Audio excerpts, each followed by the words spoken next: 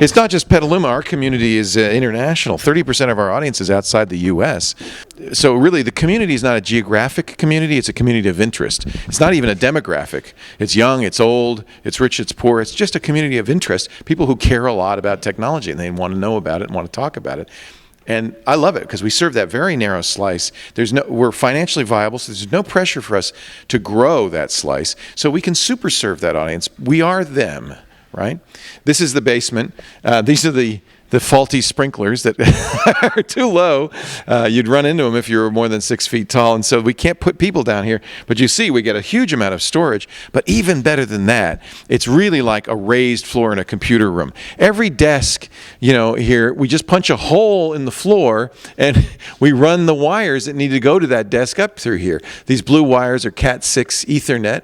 The black wire is video. And you also see in some of these have orange wires going up. These orange wires are fiber optics that go to our storage area network, our big hard drive. Wherever you see the fiber optic line going into the floor, it's because there's an editor above who's accessing the big hard drive for editing. So that's been great. Our server room is back there. That's the IT server. But I'll show you the heart of the operation, which is in this room here. We built this wall to keep it cool and keep dust out. Remember that turret upstairs where the director sits? Well, this is where the hole in the floor leads from that turret. It's right here down to the technical heart of the operation. There's the hole. When we rotate the turret rotates almost 360 degrees so that we can point at any set. This bundle of cables will twist. The reason this works, though, is that digital technology has transformed not only the cost, but how all of this stuff works. So we're able to, using Ethernet wires, for instance, transmit all the audio. All our audio is IP-based and goes over the network. The video is all turned into something called SDI, Serial Digital Interface, which means we can have very long cables with high-quality digital video moving all around the building. And that's why this works. Those switches and buttons and dials upstairs are really just control surfaces for the computers down here that really do all the work. So I'll show you what all of this is. This is our lighting board. This is all audio going from here all the way down. We use a system called the Axia system from Telos. So these boxes convert the analog inputs of the microphones into bits, which are then transported over IP. What looks like a mixer upstairs is really just a control surface to these two units. These are the actual mixers. These do all the work. And then there's audio processing down here to make it easier to hear. But the real sweetheart of this operation is this. This is a Blackmagic broadcast video hub. And it doesn't look like much, but what's going on in this is truly black magic. There are 72 inputs into this and 144 video outputs, all SDI. And we can, via Wi-Fi, control this. So we use a switcher that it can run on an iPad or a computer that says, now these inputs are hardwired and the outputs are hardwired, but we can say which inputs go to which outputs. It's a very fancy patch bay. So what it means is the Tricaster right here, which is our switcher, can only handle 8 inputs at a time. So what we do is we choose from our 30 cameras, our Skypes, all of the inputs that can go into here, which ones go to the Tricaster, which ones go to monitors in my studio, in my office, other monitors on the set. We completely can route video anywhere within the building with 72 inputs and 144 outputs. These are, for instance, monitoring 2 of the inputs, 67 and 68. This is a Skype instance. This is the other Skype instance. This is actually the guy from England who's on our show today.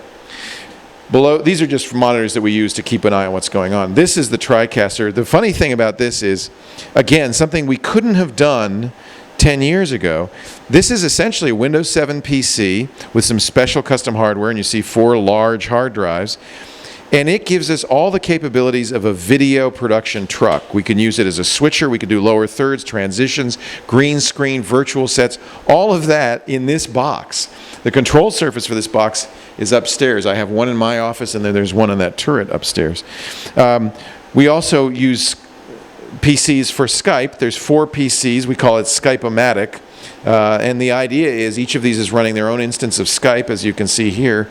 And we can have up to 4 virtual guests from anywhere in the world with audio and video. And the great thing is now, everybody's got a laptop with great video. This is excellent video quality coming to us from around the world, and great audio. So they can be in the studio without actually being in the studio. So everything that happens here is really the heart of the operation. And by being able to keep it in the basement, where it's cool, it's dust-free, and all the noise, and you can hear there's quite a bit of noise, is isolated completely for the studio. So the studio is a pleasant, quiet place where we can work, and all the noisy stuff is down here. I love how this works. And again, none of this could have happened even 10 years ago during Tech TV, because digital technology has just made this all much more affordable. I mean, an individual like me can build this studio and make it happen. So the rest of it is just a mess. I'll show you if you want to see the IT room. We don't serve most of our own video or audio, but we have to get it out to the servers, Ustream, Cashfly, AOL, Justin.tv, BitGravity. These are the people who then will serve you if you want to listen or watch. We don't even serve our own downloads, but we do have to get them to these servers. So this is the IT room that supports all of the workers upstairs, all of our internet access. We have 1, 2, 3, 4, 5, 6, 7 VLANs, each one color-coded by our amazing IT guy, Russell Tammany. Bunch of Dell switches in this rack here.